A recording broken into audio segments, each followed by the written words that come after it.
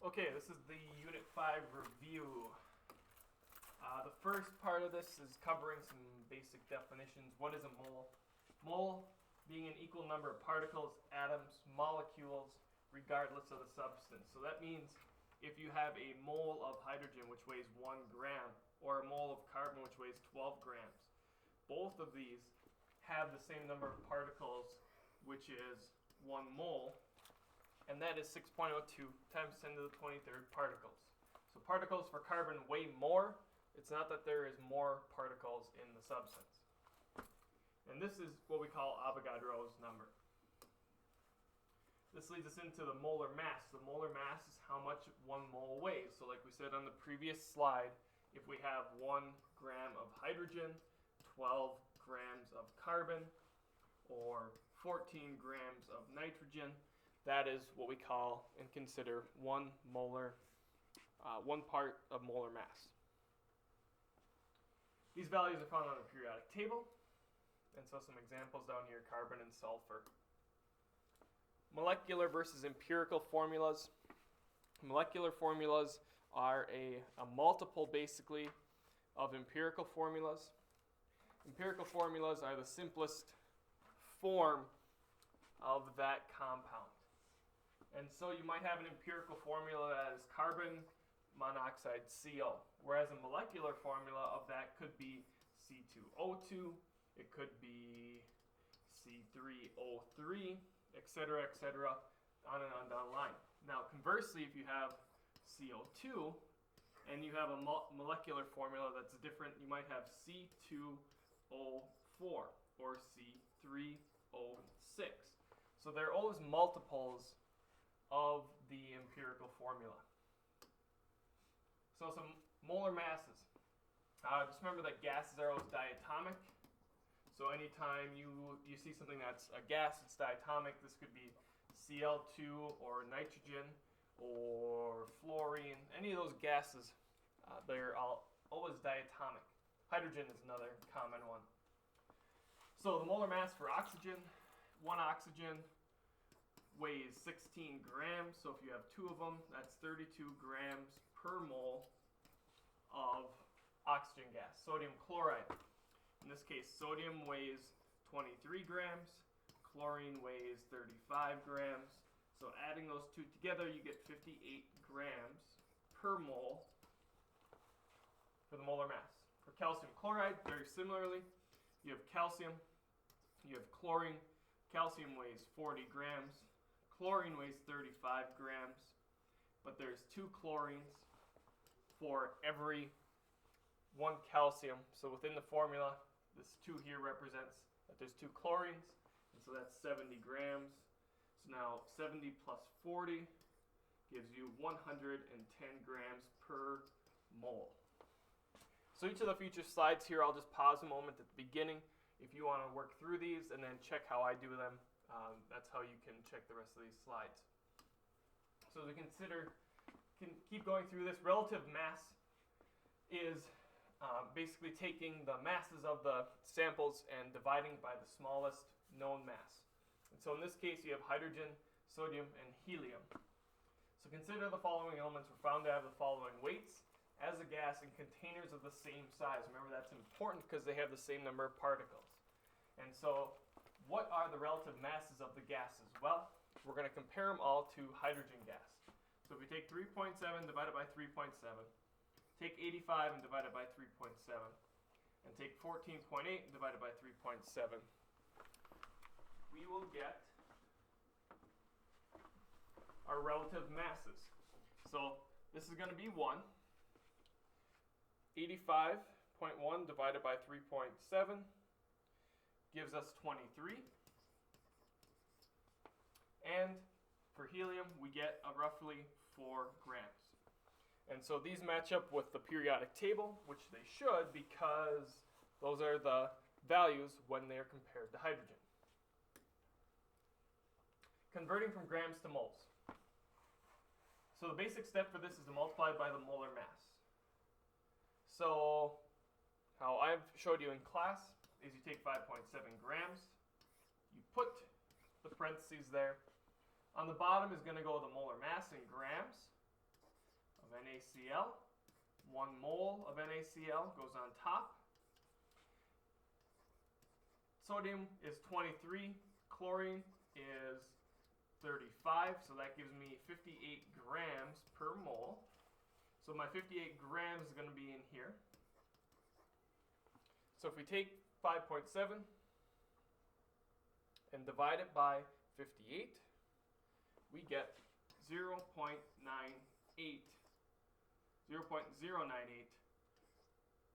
moles.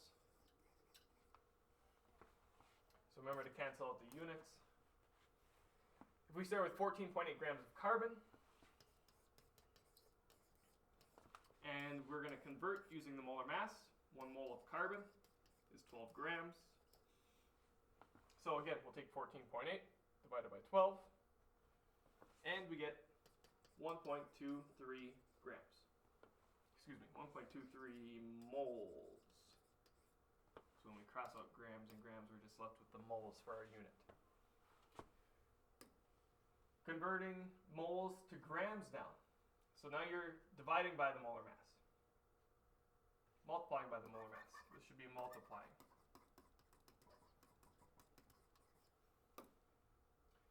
Previous slide should have been dividing. These got mixed up. So, moles to grams. If you have 5 moles of oxygen gas, 1 mole equals 32 grams of O2. So, at the bottom we put 1 mole, at the top we put 32 grams, so 5 times 32, and we get 160 grams for our answer. 1.2 moles of iron. So 1.2 moles times iron weighs 56 grams. So 1 mole goes on the bottom, 56 grams goes on top. Cross out moles and moles. 1.2 times 56 gives me 67.2 grams. 0.58 moles of aluminum chloride. Set up our conversion bubble here. We know that 1 mole is going to be on bottom. 1 mole of aluminum chloride. Aluminum weighs 24 grams. Let me just check that. 27 grams. Chlorine weighs 35 grams. So 35 times 3 is 105. And add 105 to 27. And we get 132 grams per mole for aluminum chloride. So again, cross out moles here and here. So now we take 132 times 0.58, and we get 76.56 grams.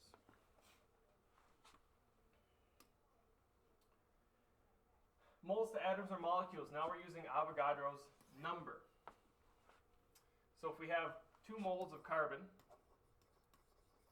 remember 1 mole equals 6.02 times 10 to the 23rd particles. So that particles can be atoms, it can be molecules, it doesn't matter what it is, just that this value is important.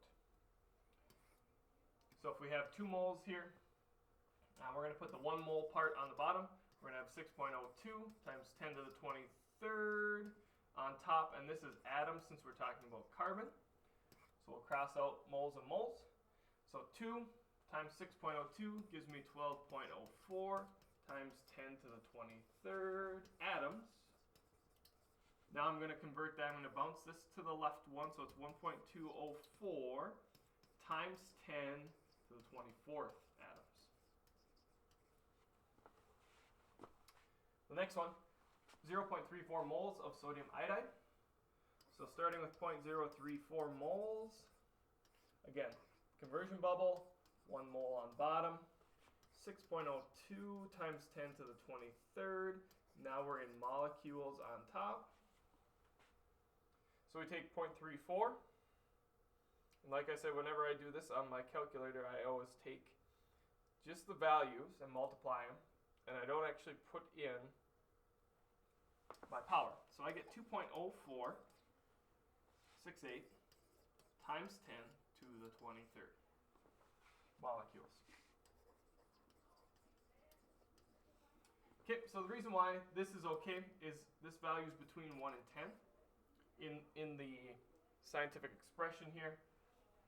In the previous example, I had 12.04 here, and so this value here needs to be between 1 and 10, so that's why I bumped the decimal to the left one.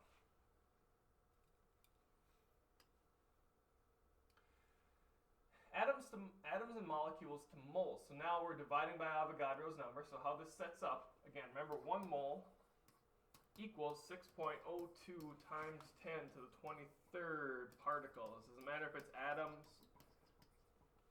or molecules, doesn't matter.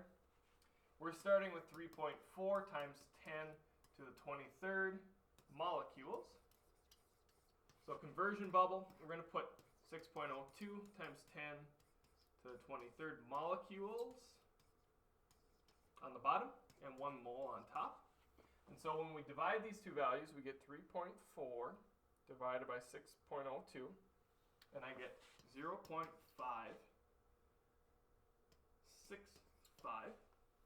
And since this 10 to the 23rd here, I'll highlight it in blue here, and here, one is on top, one is on bottom, we're subtracting the power. So 10 to the 23rd minus 23 gives us 10 to the 0, which is just like multiplying by 1. So this is our true value here in moles. The next one down is 4.02 times 10 to the 22nd atoms. Doesn't matter what the atom is. On the bottom, I'm going to put 6.02 times 10 to the 23rd atoms. And on top is 1 mole. So I'm going to take 4.02 divided by 6.02, and I get 0.67. And now I use my powers. So 10 to the 22nd minus 23, so it's going to be 10 to the negative first power. So this is times 10 to the negative first. So I'm going to move my decimal to the left one, 0.067 moles. A very small number. And if you think about, compare this number to this number in your process. So compare the value you're given to the actual value for 1 mole, and it's quite a bit less. Mostly because of the power. Determining empirical formulas. So empirical formulas are just simply finding the amount of oxygen and hydrogen gas in this example we have. So hydrogen with the box, oxygen with the box, and what goes in there is what we need to find. So we'll start with 0.5 grams of oxygen and 0.63 grams of hydrogen. So a single oxygen atom has a mass of 16 grams in 1 mole. So 0.5 divided by 16 gives me 0.03125. That's in moles.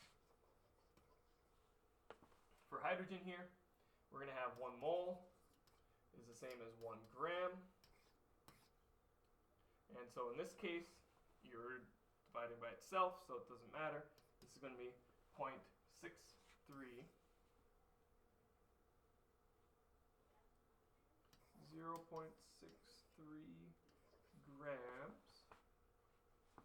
moles of hydrogen.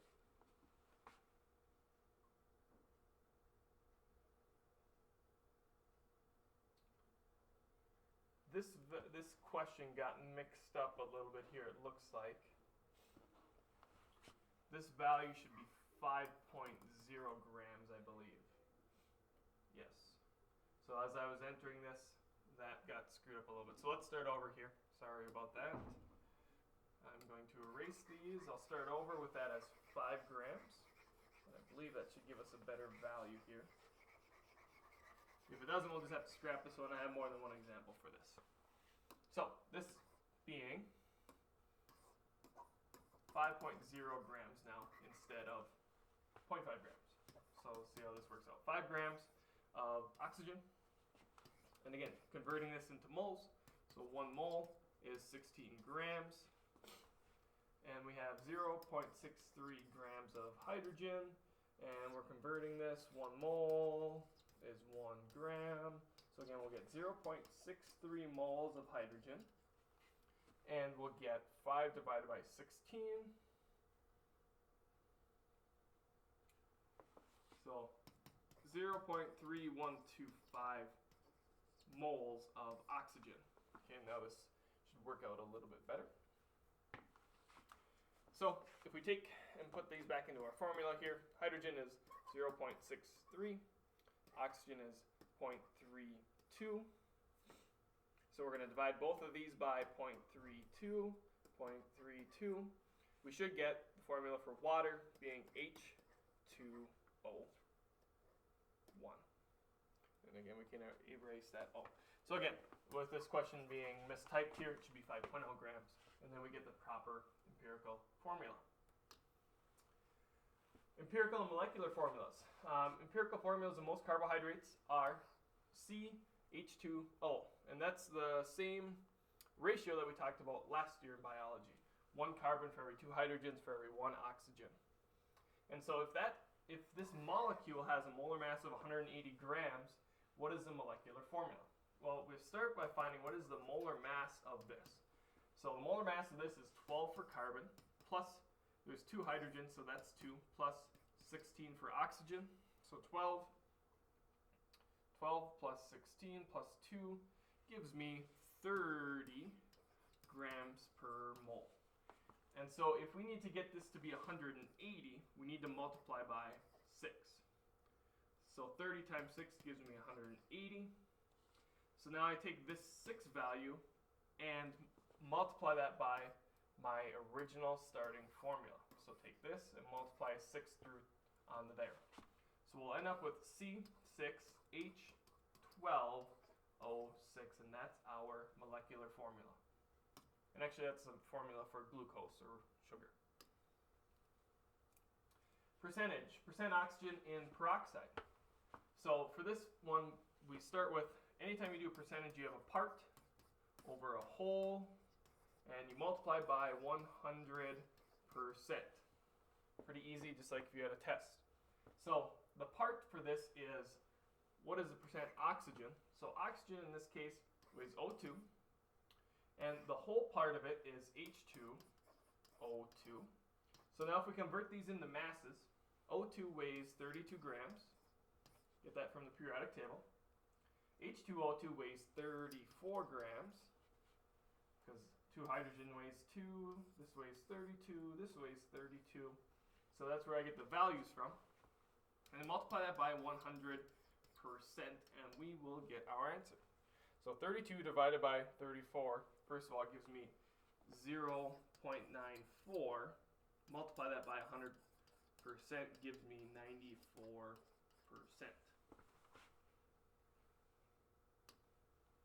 That's the end of the slide. That's most of the review questions. If you can do all those, you'll do fine on the test.